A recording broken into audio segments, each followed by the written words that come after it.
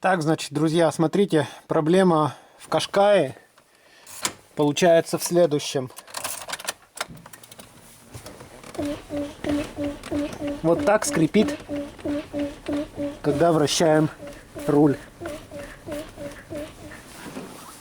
Притом скрип идет и внешне, и внутри. Сейчас будем устранять этот скрип. Итак, смотрите, если нам повезет, то проблему можно решить со скрипом очень дешево и быстро.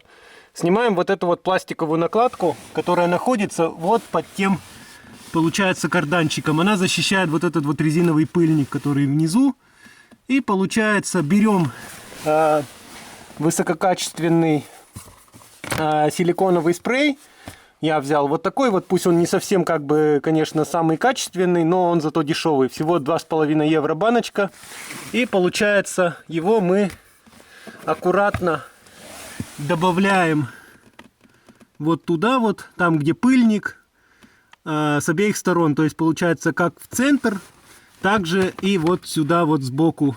То есть получается, его можно, этот силикон, добавить вот так же по окружности вот сюда вот под пыльник. То есть трубочкой как раз таки удобно. Ну и вот туда тоже получается там, где ось. Вот, то есть эта резинка, этот пыльник, она известна тем, что она со временем начинает вот так вот неприятно скрипеть. Некоторые меняют, конечно, но в принципе мы ограничимся пока только лишь смазкой и проверим, что сейчас будет. А будет сейчас то, что скрип полностью пропал. То есть, видите? Все, скрипа больше нет. И внешне тоже. Там только сейчас шелестят. Ну, зимняя резина шелестит.